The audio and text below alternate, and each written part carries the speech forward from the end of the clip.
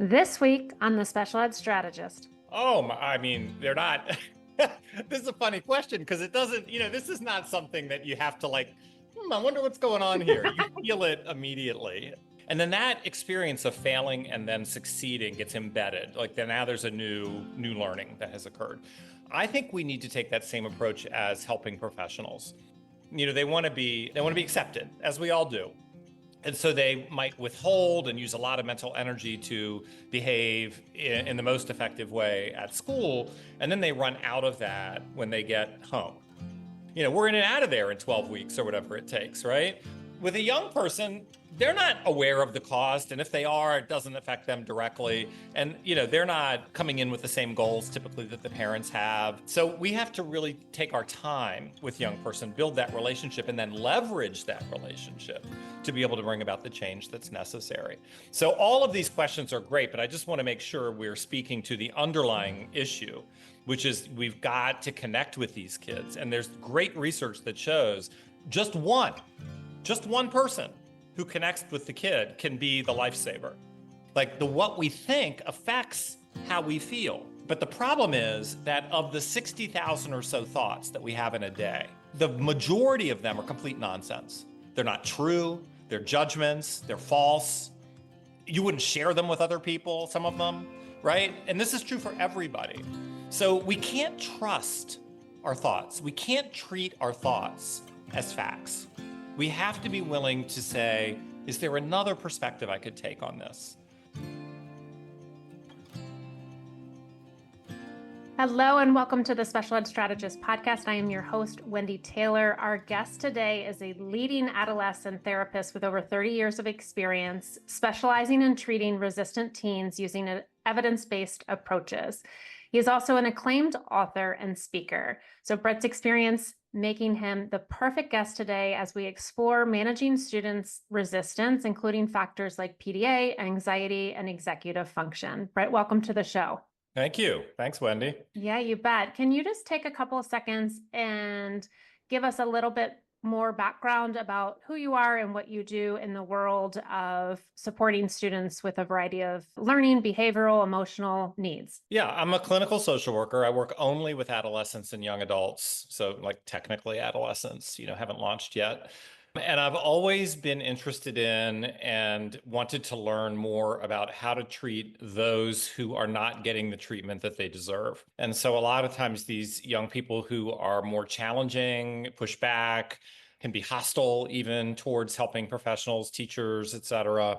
Understandably, it's hard to stay engaged and stay motivated with kids who are so challenging. And so it was my experience that they often got left behind and sort of given up on, so to speak. And so that has been my interest. And I have really devoted my entire career. I see all the range of young people, but my favorites are the ones who are really have had two or three maybe unsuccessful therapy experiences, or maybe have been struggling and bounced around in school programs, the ones that aren't being effectively managed. Absolutely. And I join you with that favorite part, although I always say I don't pick favorites. But my first gig in the world of special education was high school juvenile delinquents, and I really loved it. I loved just working with the population and that students and getting them engaged and gaining their trust and all the terrific things that we're going to talk about today. Before we set that stage of kind of those comments, what that looks like as a resistant student, I always ask my guests, what is one thing that necessarily does not align with what you're doing now? It could be a hobby, an interest that people may not know about you. Well, so you'll hear as we talk more that anxiety underlies a lot of these issues that we see with the kids that are more challenging. It's sort of what I call invisible anxiety, like it's masked. So the treatment for anxiety is exposure. And that means we have to do the things that are difficult. I know you're like, where is he going with this? This is not answering my question, but I I'm really moving was. there. I was thinking, all right, we're I'm just going to moving skip there. that one. So, so one of the things as a exposure therapist is that we would never ask a client to do something we wouldn't do. And so I have made a habit of engaging in activities that are frightening for me. And so every year I pick something. I'm still working on next year's, but this year I did a stand-up comedy routine at a comedy club. The year before I jumped out of an airplane, and the year before that I swam across the Chesapeake Bay. So I find things to do that challenge me personally and are aligned with my own values and goals. And then I push myself to do the things that are hard. So stay tuned. I'm not sure what 2025 will bring, but I'm thinking.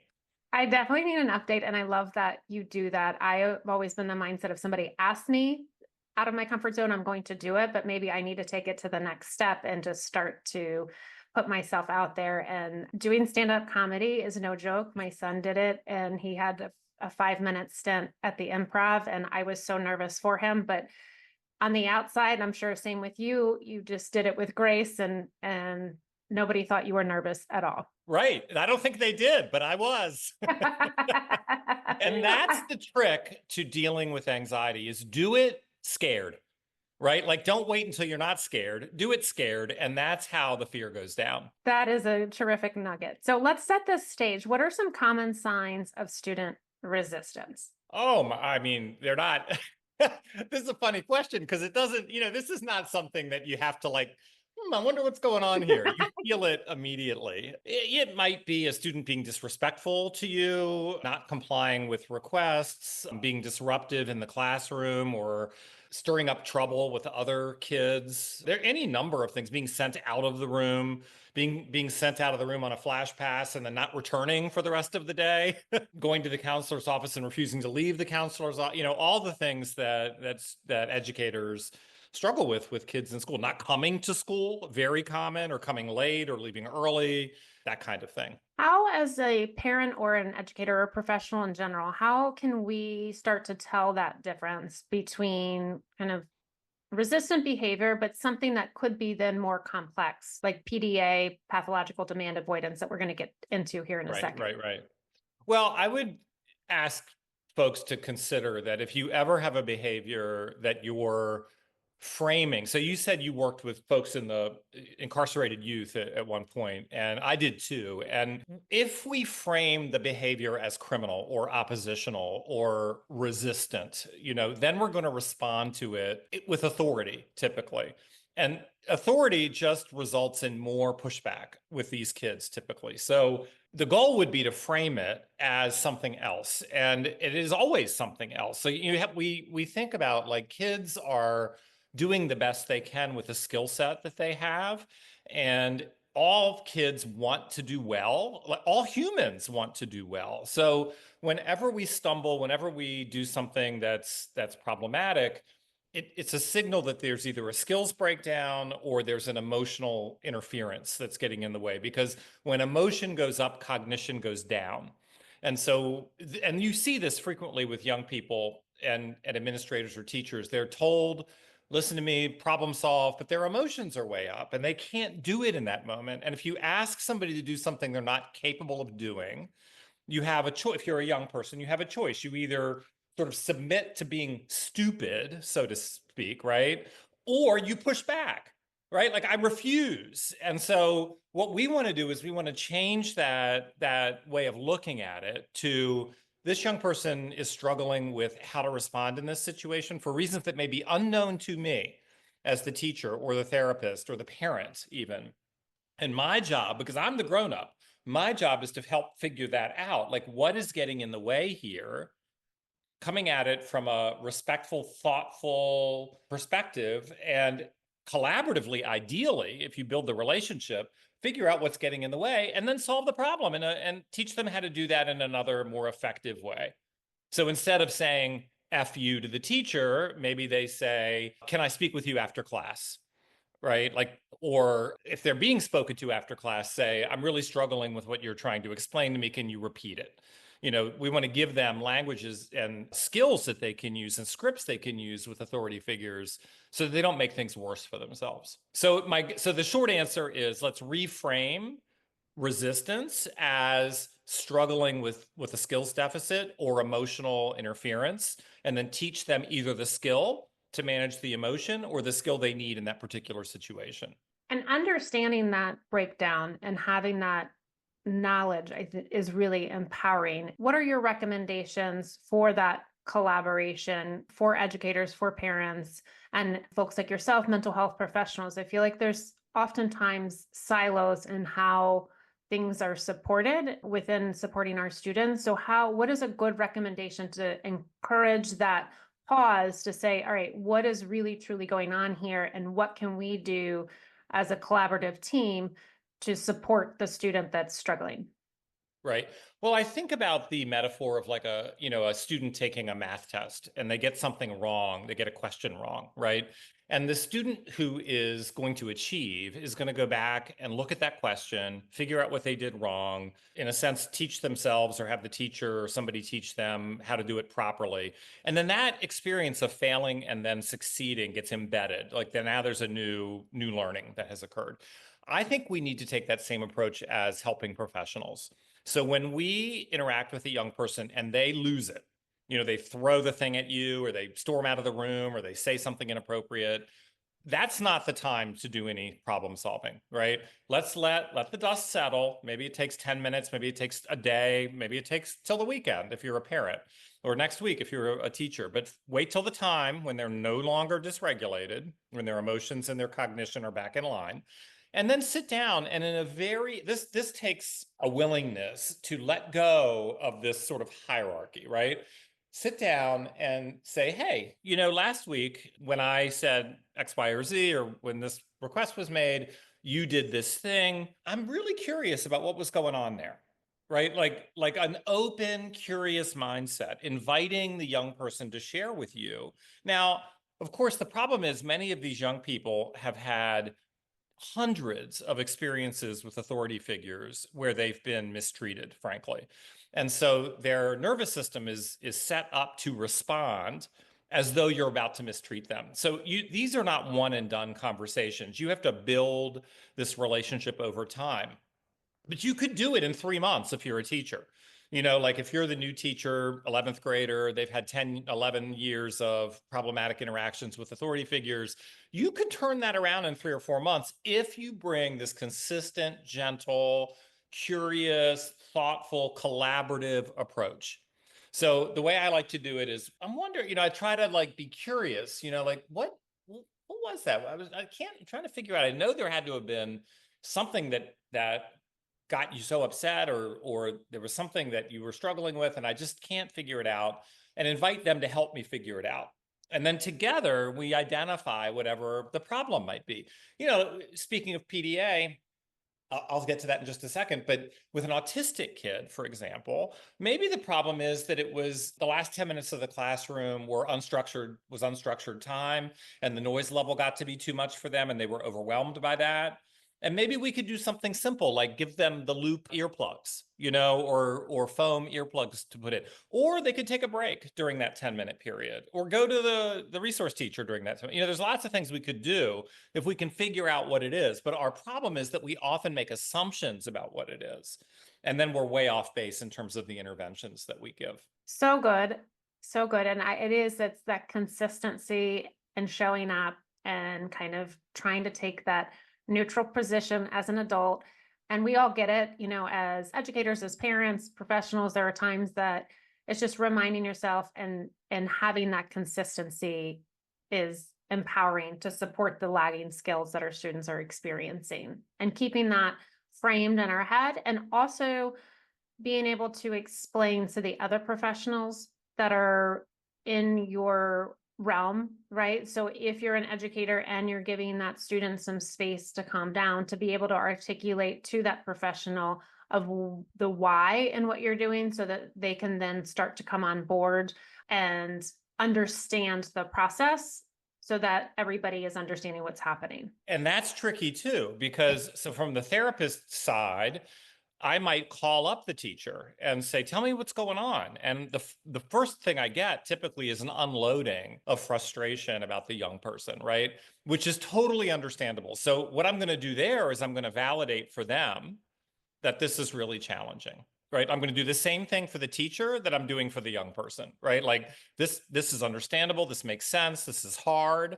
And then I'm going to be the child's advocate and ally, right? But in a very gentle way, because I have to have that relationship with the teacher, just like I have to have the relationship with the parent and the young person and the administrator, right? I'm playing the whole gang.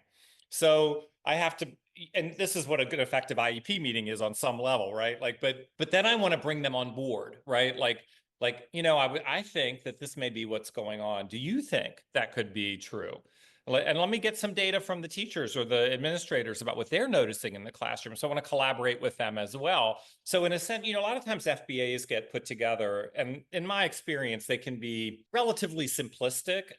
They can be well done, but they can often not be well done. And so in a sense, that's what we're trying to do, is an analysis of what is causing this behavior. Because if we know that the algebra equation is A plus B plus C equals outburst, then we can change A, B, or C, right? Or we can modify A, B, or C, but we have to figure out what A, B, and C are. And A might be didn't get a good night's sleep. B might be bullied in the lunchroom. And then C might be teacher makes a demand when the child hadn't studied for the test, right? So it's an adding up of vulnerabilities. And then we can approach each of those things and figure out ways to address them. Can we then go back and just talk a second about pathological demand avoidance? And then I also want to bring in like anxiety and executive function, how all of this can play into a role either collectively or separately for our Right. students with lagging skills that look like resistance. Love it. I wish you were all my clients' educational advocates. You just have the mindset. So PDA, keep in mind, this is not in the DSM. This is a clinical description of what we're seeing in some autistic kids and adults, by the way. And what it is, we know there's actually brain scanning that shows when you put an autistic individual in a brain scanner and then you have them make eye contact, you'll see the amygdala light up. The fight or flight response gets activated with eye contact, which is why eye contact is avoided, right? Among a lot of people with autism. The same thing happens when a demand is made, that it's perceived by some people as a threat. So if your friend says, hey, can you pick me up at 9 today? You might, if you're not autistic, you might be like, okay, right, I'll be there, right? But if somebody who's autistic hears a demand like that comes sort of suddenly and without warning, they might push back with that. So the pushback is the same as I was describing in the classroom. It might be a firm no, it might be resistance, it might be calling you names, it might be slamming the door, whatever it might be. But again, it's a signal among autistics with PDA. So think of it in terms of the desire for control. And the lack of control kicks up the nervous system, makes people anxious, makes all of us anxious to some degree, but more so with autistic folks. And so when they experience that lack of control, then they get angry and upset. So we prefer to call it, in the field, we prefer to call it pervasive drive for autonomy, because it really describes what's occurring better. And again, if you flip the script, right, and we, instead of saying pathological demand avoidance, we say this child is really striving to be independent and autonomous, and this is a threat to that. That gives us information we can use. So instead of saying, bring your backpack downstairs now so we can leave, we might say, it's 10 of 9, we're leaving in 10 minutes, right? Like, you're not telling them what to do, you're giving them sort of the landscape and then allowing them to kind of figure out now the connection between PDA and executive skills. So you think about the way the brain functions, we've got two kind of main, this is complicated and I'm breaking it down in a simplistic way, but we have the emotional system and we have the cognitive system. So when we're in our cognitive system, we're launching rockets, we're building bridges, we're solving calculus equations, et cetera. When we're in our emotional system, we're really feeling emotion. We might be at a funeral or a wedding or witnessing a child being born or something. It's just pure emotion in those moments. The thing to think about is that these two things work together. That's regulation, right? Like, our cognition and our emotion balance each other out. They're like a teeter-totter. So when cognition goes way up, emotion goes way down. So when you're launching a rocket to the moon, you're not emotional. And you hear that in the voices of the folks, in the space industry. We have a problem with the cockpit, very bland, very concrete, cognitive. When we're emotional, our cognition goes down. And so we don't think as clearly. This is why when people get really angry, we say they lose IQ points temporarily. They just become, emotionally driven. And then they do things that are driven by like wanting to get away from something or protect themselves based on misinformation that causes other problems. So what we get is so executive skills are part of the cognitive sphere, right? So if emotion goes way up, our executive skills, which may already be compromised, because you may have ADHD and executive functioning problems to begin with. Of course, every adolescent to some degree does, but like some more than others. So when our emotions go way up, our cognition is going to go way down. And so is our problem solving ability, our ability to strategize, our ability to keep our eye on the long-term goal and think about what do I do right now that helps me get to the long-term goal, like a chess player would do, right? Like I see if I take this bishop right now, it's going to feel really good, but I'm not thinking ahead to then they're going to checkmate me, right? So we have to be teaching our kids to do the same thing. And the way we do that is teach them how to regulate the nervous system to bring that emotion down and the cognition back up. Then they're in a position to be able to respond effectively to a problem. What are some tricks and strategies that you have seen to kind of help realign that, bringing the emotion back down and then putting the cognitive back? The first thing is awareness. You have to know that you're getting dysregulated, right? So we do a lot of teaching using emotional language, different words we can use. I'm irritated versus I'm enraged. Like how can you communicate to other people how you're feeling in a particular moment so that they can intervene and help you, or you can ask for help. If you hide that, if you keep, which often kids are told, just keep it to yourself or whatever, and then they don't share it, and then it gets to be 90 on the scale of 100, and then all bets are off. It's going to be a problem. So the first thing is awareness. That could be awareness for the young person. How do you start to notice that you're getting dysregulated?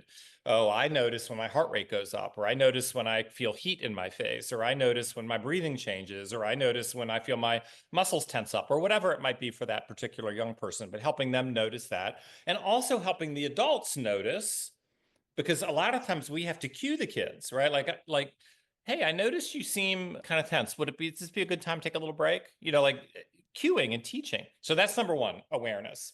Number two is acceptance, allowing the emotion to be there, because every emotion makes sense. So we're going to allow it, be curious about it. I wonder why this emotion is showing up, right? And now what is this doing? It's building in pause. So if I'm paying attention to my emotion and not acting on it, just, isn't this interesting? Anger has shown up or anxiety has shown up. I wonder what's going on here, right? Now, by even doing that, I'm pulling up the cognitive system, right? And if I pull up the cognitive system, I'm going to push down the emotional system. So we would do something like that. And then finally would be some sort of action move. Like, what do I do in this particular situation to be effective? Maybe I just refocus my attention on what I'm doing this weekend, so I'm not feeding that anger. Or maybe I take a mental break from what's going on in the classroom right now. Or maybe I take a physical break. Or maybe I focus in on the teacher and describe his or her face to myself silently as like a mindfulness exercise to reground me and get me reconnected to the present moment. Not what I think is happening, but what is happening. Because the problem with these young people, they are responding the way folks with PTSD respond. They get activated. All the memories of previous mistreatment get emerge, and then they respond to you as though you are all of those other people, right? And so it's just like the vet who responds to the car backfiring response as though it's a bomb going off, right? So we have a treatment for this. It's exposure based, of course, and it's an anxiety disorder, PTSD. But we first have to teach people, like, this is what's happening, frame it this way. Your brain's trying to protect you. There's really nothing wrong with you. Your brain's doing exactly what it's supposed to do. It's just problematic in this setting because of your learning history and your biology. So like with PDA, we would think about biology. Like those children are born with a nervous system that's more reactive than maybe the average person's nervous system. So we want to be sensitive to that. And we don't go around purposely upsetting people, right? Like if you told me, Wendy, I don't like surprise parties, right? And I'm your friend and I throw you a surprise party, that would be really disrespectful to you. Right. So why are we any different when an autistic individual says, I don't like crowds? and then we put them in the assembly. Like, why can't we be more sensitive to what their needs are and figure out how do maybe we have them do the assembly by video in the counselor's office or something. There's ways we can work around typically all of the things that are sort of biologically based. So I winding answer, I don't know if that gets to where you were asking. No, there's a lot of nuggets, and I know people are furiously taking notes and hopefully going to replay this and share it because there's just a lot of information that really can support all of the adults that are supporting an individual student. So I do want to talk about sensory sensitivities. You did bring that up, but I also want to take a step back because you had mentioned the word masking, and I want to see how kind of if you could explain what that is and how does this kind of come into play with the lagging skills or the skill breakdown of looking like something is resistant if we're masking. Well, so we think about masking in terms of kids who are hiding their actual reactions and they're sort of using a lot of energy to maintain a sort of appropriate, what we might call appropriate, school demeanor. There's research that shows that self-control is typically like a finite battery that you wake up with every day. And if we use a lot of self-control during the day, and kids usually do this, right? Like, because they don't want to be mistreated by their peers. That's primarily why they do it, not so much the teachers, but they want to be accepted, as we all do. And so they might withhold and use a lot of mental energy to behave in the most effective way at school. And then they run out of that when they get home. So that's why we see the kids who, where the teachers say, we never see any problems. And the parents are saying they're punching a hole in the wall, right? Those are those kids because they run out of that self-control by the time they get home. Autistic folks will often mask, meaning that they will behave in ways that are understood to be more socially appropriate and in a sense hide who they really are. And then that also takes a toll on them. That's energy that they're expending to do that thing. It would be like I often talk to young athletes and I'm like, when you play a sport, like if you're playing basketball, when you play effectively, you're in the flow, right? You're not thinking about playing basketball, you're just playing basketball. But masking is kind of like playing basketball and thinking about playing basketball, right? Like it's double gravity. Like it's the normal challenge plus the additional challenge of having to think about how does this look and how am I going to manage this? So what it does is it impacts flow. So when we're masking, we typically aren't going to be as spontaneous and go with the flow with our friends and teachers, but we might be appearing more neurotypical by doing that. So it's a trade-off, of course. And in the autistic community, there's a move towards unmasking, like just being who you are. Let's just accept people the way they are. And there's value in autism, just like there's value in just about everything. Everything has two sides to it. So we don't want to throw it completely out, and there's also value to masking. In certain situations, you want to mask, right? Like if you're in a college interview, you don't want to go on and on about your special interest. You want to keep that to 2 minutes when they ask you what you find interesting. Then how do we kind of take in with adding sensory sensitivities to this conversation? Well, again, so we're going to have to assess it with the young person. Like, what is it? What are you finding overwhelming? Is it the taste? Is it the smell? Is it the noise? Is it the clothing textures? Is it and beyond that even? Is it the lack of consistency or there's just so many. The answer really the short answer to everything you're asking me is we have to assess uniquely with that child because every child is different. You've never met the same young person twice. And we have to approach every young person in that way. But let me just back up a second because you're asking me really great questions about what do we do. And here's the problem. I can give you all the things to do, but unless we have that relationship with the young person, none of these things are going to work. So this is what I struggle with on the mental health side, I am an evidence-based therapist. So I go out and learn treatments that work, meaning they've been studied in labs. We know they work. The problem with those treatments is that they only take willing participants into the treatments, right? When they're doing the research. So the research is based on willing participants.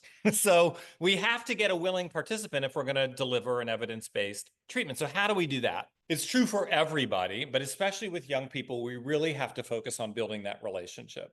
And we have a number of things. A colleague of mine, Julie Barron, and I wrote a book on what works with teens, which is really the idea is how do we build this underlying fundamental essential core relationship that then allows you to put all of this stuff on top, right? Like all the podcasts you do are about what do you put on top of that, right? But how do you build the relationship? So we talk about you got to demonstrate respect for the young person. You've got to show them that you understand and that you respect them as a person, even if their behavior is really problematic, right? Like them you can respect. The behavior we don't have to, but we can even respect that the behavior has a function. Like if the kid is rude to the teacher and the teacher sends them out of the room and what they wanted to do is get out of the room, mission accomplished, right? Like the behavior has a function. So we want to have respect. We want to be authentic. That means we have to be real and we can use our own personalities. That's what I think makes it work is when you interact as an adult with a young person, being real, true to yourself, modeling for them. You can be you. Don't be anybody else. Be you, right? Like, and you can model that with your own quirks and whatever it is that you bring. Then we have to be kind. I mean, it goes without saying, right? But sadly, it doesn't. We have to be kind. Wendy, I've sat in, I mean, some of my worst memories are sitting in IEP reviews and having unkind things said to the child right in front of the child. And it just breaks my heart, right? And what are we modeling? And then we upset with them when they're unkind, right? So just problematic. Then we need to be predictable, meaning if we say we're going to do something, we follow through, right? Like we're so in a sense, we're asking the young people to do all the things we're going to model for them. And then finally, we have to accept the young people as they are. Like even with all of their problematic behaviors and stinkiness and all the things they bring, right? Like young people, we still want to accept them, in a sense, love them, right? Like we would our own family members when they are being challenging. And then lastly, we can't get here to this last point unless we've done all these other ones. But lastly, after all of that, we can focus on change. And change is the intervention, right? But this is why when parents bring a child to therapy, a lot of times they can get frustrated we know therapy with children takes longer than it takes with adults. If you or I went in to see a therapist, we're very conscious of the cost and the time, and we have a specific goal, and we're in and out of there in 12 weeks or whatever it takes, right? With a young person, they're not aware of the cost, and if they are, it doesn't affect them directly, and they're not coming in with the same goals typically that the parents have. So we have to really take our time with young person, build that relationship, and then leverage that relationship to be able to bring about the change that's necessary.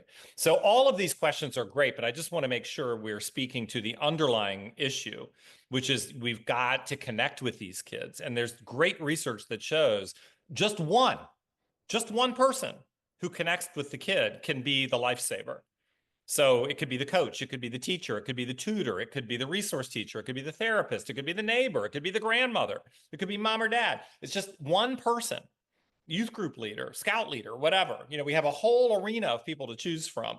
So if we can just get one of them to kind of bring this sort of collaborative, relationship-based problem solving to the young person, then we can find our way out of the woods. Which is tremendous to set that up like that in terms of we're not going to move forward unless that kid feels safe with somebody. Exactly. And it has to be either, ideally, it would be home, school, and community. Yes. But finding an adult that they feel, okay, this person is going to take the time, be consistent, be fair, let's set that field up and then help bring in other people for their team, I think is incredible, because we had mentioned FBAs and I was going to bring that up, but I'm really thankful that you did set the stage, because we could have a brilliantly written IEP or FBA, but if there's not a connection to be had, that student is not available cognitively to move forward and grow within that capacity of a school setting. Right. And then we think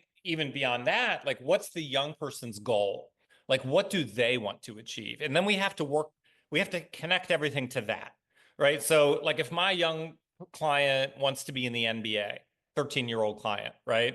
Between you and me, I know that that's a long shot, right? But I'm not going to say, No, no, no, no. Like, why would I do that? Right? Like, that's somewhat developmentally appropriate. So what are we going to do? We're going to take that desire to be in the NBA and we're going to talk about practice and commitment and dedication and excellence. And we're going to find ways to get those goals in the school setting or the home setting, because you're going to need these goals for the NBA, right? Like, and then we get to now, of course, when they're 16, they don't want to be in the NBA anymore now, right? Like, that's just typical childhood. But we can take wherever they are now and whatever their interest is in now. Like, I was talking to a teacher and the child's interest was like the metro system, like the maps of the metro system and the different train cars and which series they were and things like that. And she allowed him to modify an assignment so he could write it with the metro system integrated into the assignment, right? So that what she's doing is taking his interest, which increases his motivation to do the assignment, and then she gets her goal met, which is it's a writing assignment and she can work on writing skills, right? So I think it requires this flexibility, and rather than he won't do what I'm asking him to do, which provokes like a pushback, like opposition, we think of it like, he doesn't want to do what I want to do. I wonder what he might like to do. And then how we can both get our needs met here, not unilaterally. So, what are some accommodations that you have seen in the work that you are doing and also being at the IEP table and supporting kiddos in school that we've mentioned some, but that can really help maybe integrate into the next IEP or conversation that we're having with the school to better support our students? Gosh, there's so many. In light of PDA, I was just thinking about we all know these kids who are like super bright that, get A's on every test, but they don't do any homework, right? Like, they demonstrate that they know the material, but they don't hand in their homework, maybe because of executive skills. Or with autism, a lot of times, like, why should I do this? I get this. Why? This is busy work. Why do I have to? There's like I'm drawing a line in the sand. I'm not going to do it, right? So then why are we giving those kids, why are we penalizing them? Like, my view is if you can show mastery of the material, then if you can prove that to me, then I don't need the homework, right? Like you're clearly getting it. Now, we know that those kids often hit the wall somewhere. And I mean, these things are complicated. And a lot of times the really bright ones, they can compensate with intelligence until they get to 10th grade or 11th grade or even college sometimes. So we want to still teach the study skills, but I think our big thing is we want to stay out of power struggles with these young people. So in terms of IEP accommodations, I always want the young person at the meeting. I always want to prep them for the meeting. And I want to collaboratively say to them, what do you think would be useful for you? Do you want to sit in the back of the room? I had a young person once with ADHD, and he could be really disruptive when he got bored in class. And we came up, I don't even know if this was on the IEP, Wendy, but we came up with a deal with the teacher where he could sit in the back of the room.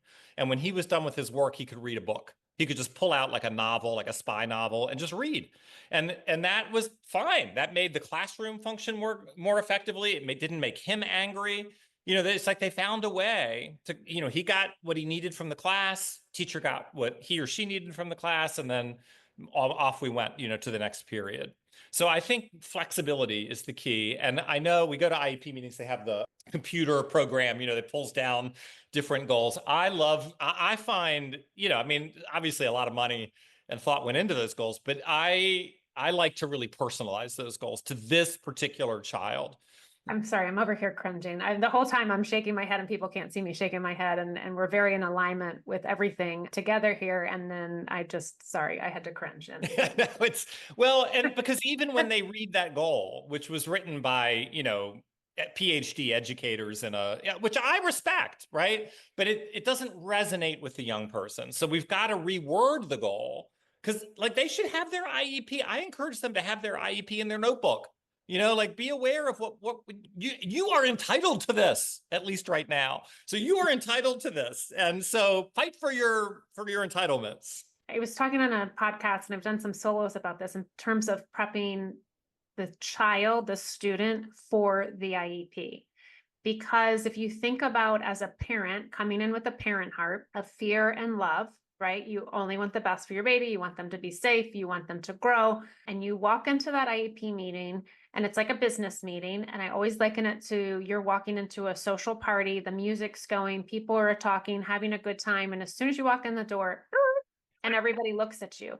So you feel Right. very uncomfortable. And so for a student that does not have that adult mindset, it can be very overwhelming. So really setting the stage for that student based on their age and what's appropriate for them of these are the people that are going to be there.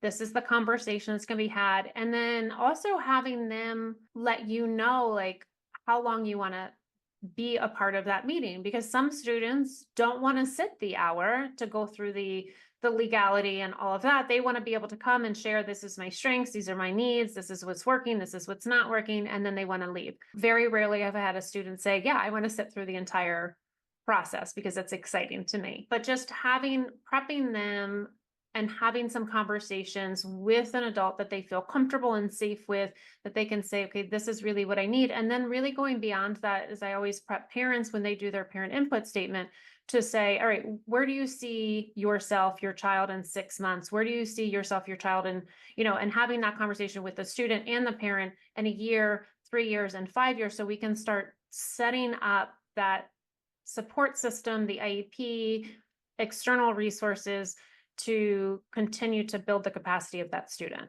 in a successful manner. Oh my gosh, I could talk for an hour based on all what you just said. So yes, yes, yes, yes. And I just want to say that I have been to many, many, many wonderfully effective IEP meetings. I don't want to, I want to get the ratio right. It's the ones that are Absolutely. problematic that stand out in our memories, right? But there are so many wonderful teachers and administrators and special educators and resource teachers. I just am so grateful to all of them and all that they do for the kids that we work with. Yes, as a therapist, I do the same thing because I want them to know I'm going to be coming in to this meeting in a different role. So here, I'm connecting with you, but I'm in this meeting, I'm going to be like fighting for you. And so you may see a different side of me, and sort of role playing that a little bit. And the other thing I like to do with kids in meetings is get their permission ahead of time. Can I prompt you on some things if I notice that you're not including certain information? We might decide what they want to say, but like you say, when you walk into that meeting, can you imagine if you walked into a meeting and they had your psychological testing, your boss was there, like your coworkers were there, and they all were going to do like a 360 review on you? Like it would be really overwhelming. So this idea of like empathizing, which you just articulated so well, like what it's like to be the young person in this situation, gives us just intuitively, people who work with kids love kids. We don't get into this work in the beginning for money. Like this is not, these aren't high paying careers for the most part. Sometimes people can find niches in it that do better than others, but it's, I come from a family of teachers, and they didn't get into it for the money. They loved teaching. So the people who are there love kids, and if we can just get them to sort of keep that love for the kids, even when the kids are prickly, and just see it as this kid's prickly, and then try to pull in like what you just did, that empathy for what must this feel like for him or her in this moment, and see beyond all that nonsense behavior that we're seeing that it distracts us, and focus in on what's really going on here. They're getting anxious, they're afraid, they're overwhelmed, they feel attacked, they've been traumatized in the past, they don't feel safe, whatever it might be. And then we can come in and we can start to soothe that nervous system. I've had IEP meetings where I've seen it getting hot and I know that the kid is getting a little dysregulated. And I've even said, can we take a time out for a moment and then go talk to the kid separately and say, do you want to stay or do you want to go? Because I've seen meetings where I've had the thought, like, are they trying to get this kid upset? you know, like, sometimes we have to tiptoe in, and I know they're busy. I totally get both sides, but I'm the advocate for the kid. And so I'm going to fight for the kid. To step in a different direction, we've put some terminology out there. I'd like to just add one more terminology: oppositional behavior. How does that all wrap into this? Well, that's my love, honestly. When I started out, that's what I focused on, was treating kids who were diagnosed with ODD, oppositional defiant disorder, and conduct disorder. Those two conditions, I have to say, I've been doing this for 30 some years. I don't know that I've ever met a kid who, maybe one, who had ODD. I've met hundreds who were told they had ODD or conduct disorder. But when we really, I don't think oppositional defiant disorder is going to stick around. It'll be like one of those diagnoses that gets thrown off eventually, I think, as we understand better what's really driving the behavior. So ODD, and all the research on ODD is it's typically a complex interplay of learning disabilities, nervous system vulnerabilities, neurodivergences, ADHD, impulse control problems, et cetera. It's not, so if we say ODD, what is that? That tells us they're oppositional. We need to force them to comply, right? And then what do we get from that? Trauma, because those kids get kidnapped from their homes and sent to wilderness programs with the best of intentions from therapists and parents and consultants and whatnot, and then put in residential facilities. And what do they learn? They learn how to live in a residential facility. So my focus is really, how do we teach these kids to live in this community? I recognize it's not all or nothing. There are times where safety is the highest priority. And the safety is so much of a concern that we have to utilize programs like this.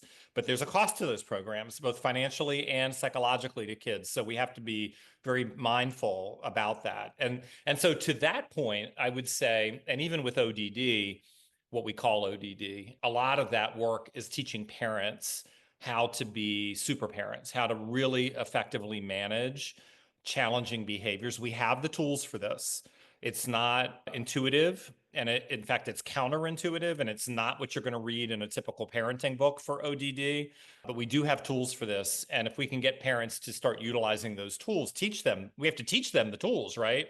Same ideas we're talking about with the kids. If they're not using the skills, we have to assume either their emotions getting in the way or they don't know the skill, right? And it's usually both. And so if we can teach them how to regulate their emotions as parents, and then teach them the specialized skills for kids that are more challenging like this, then they can model both of those things for their kids, and we typically see progress. It's a long term. It's like those kids that come in at 12 or 10 with that kind of behavior, breaking things, throwing things at their parents, having the police called to the house, that treatment might take a year or two to get them stabilized. It's not a short-term intervention, but it's a lot cheaper in the long run than wilderness residential treatment, and there's less trauma to the child. So yeah, I could do a whole day on oppositional defiant disorder and my feelings about it. But I think what I would do is break it down into what are the contributors: learning disabilities, executive functioning issues, impulse control problems, emotion dysregulation. I liken it to like if you had a broken ankle, something wrong with your ankle, and your job was running in marathons, that you would likely feel pretty incapable.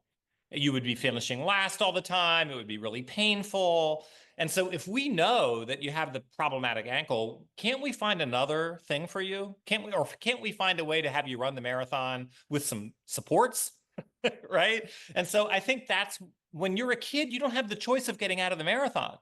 You must be in school. So we have to find ways to provide the support so they can get through it and not be turned off to the learning process. If you had a magic wand based on all of your experience, what would you like to see?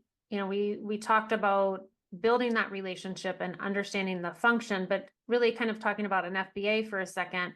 What would you like to see more of, or what would you like caregivers to advocate for or educators to advocate for, and either developing the FBA or kind of just anything in that world to better support our students?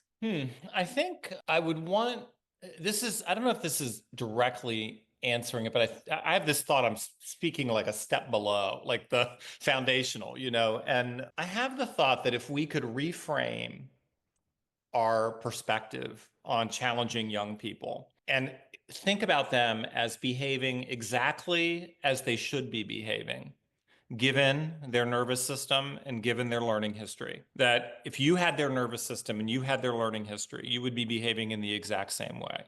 So if you could get your head around that concept, that this behavior makes sense in the context in which it's occurring, nervous system vulnerability, previous learning, right? Then we're going to be able to come at the interaction, the FBA, the chain analysis, the interventions, the assessment, in a way that's going to have them working with us.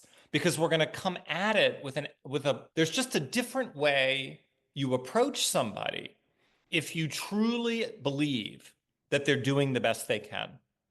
If you think that they are trying to upset you, or they are trying to disrupt the class, or they are, if you frame it from that angle, this is the essence of what we call cognitive behavioral therapy, right? This is the cognitive side. Like what we think affects how we feel. But the problem is that of the 60,000 or so thoughts that we have in a day, the majority of them are complete nonsense. They're not true. They're judgments. They're false. You wouldn't share them with other people, some of them, right? And this is true for everybody. So we can't trust our thoughts. We can't treat our thoughts as facts. We have to be willing to say, is there another perspective I could take on this? When we're open to that, this is what we do as therapists, but this is what we're teaching our clients to do, right? If we're open to that, and if a teacher's open to that, or a parent is open to that, then we can start thinking in a broader way. Then we open up our thinking. We're not rigidly focused on this one thing, which is often driven by emotion. We're opening up our cognition. I wonder what else could account for this. What might I be missing here? And then that allows us to then move into the assessment. I mean, an FBA is really an assessment. Like, what's causing this? And if I come at it with a predetermined idea of what's causing, in a way, I have this thought, like when I get a hypothesis in my mind, this is how science works. Prove me wrong. Let's find out if this hypothesis stands up, right? Like, is it always true? Is it true that this happens every time you're hungry? Or maybe we're on the wrong path here. Let's try a different approach. Maybe it has something to do with sleep, or maybe it has something to do with this particular teacher who reminds you of your relative who did that thing. Like we have to be open to it probably isn't what you think it is. And the only way we're going to figure it out is with the young person's input. Sometimes psychological testing can be helpful because that gives us with a young person who may have some expressive language problems or some cognitive deficits or a little insight or something, it may help us get a little x-ray into maybe some of the stuff that's going on. But even then, we're going to still have to take it back to the young person and say, does this resonate with you? Do you think this could be what's going on? Because who's going to work on something they don't believe is important to work on? So I know you're asking about how to do an effective FBA, and I'm really saying, how do you effectively connect with the kid so you can do the FBA? Because I think your listeners probably know how to do an FBA. Well, I think you answered the question beautifully. It really did. And it's everything that you said in terms of perspective and empathy and input, and all of that really is at the essence of starting a process to support a student. So I think it was excellently said. As we wind down, what is a question that I didn't know enough to ask that I should have asked you?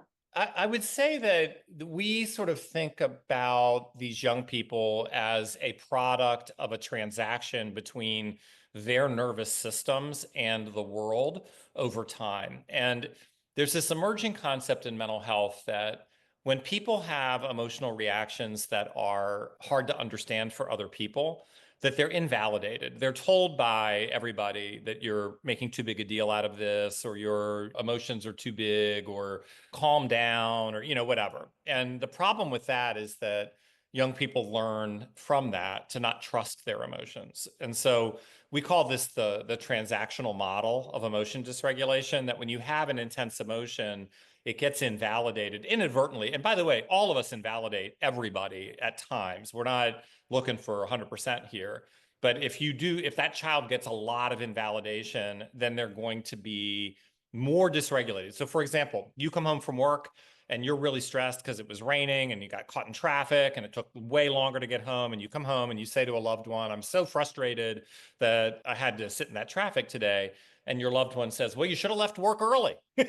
Right? They're trying to be helpful because they're giving you a solution to the problem. But what you really need there, or I don't know why you're making a big deal out of this, I told you to leave early, right? What you really need is, oh, that is so irritating, right? And so if we do that, this concept of if we can meet the child's emotion where it is and assume that it makes sense, even if we don't understand it, and we validate it, we acknowledge that it makes sense. If it doesn't make sense, we can tell me more so we can make sense of it. But that transactional model is what leads to people being invalidated over time. And then these kids who we're talking about today have often been what we call traumatically invalidated, meaning when somebody invalidates them, they fly off the handle. And so we have to teach people to be more validating.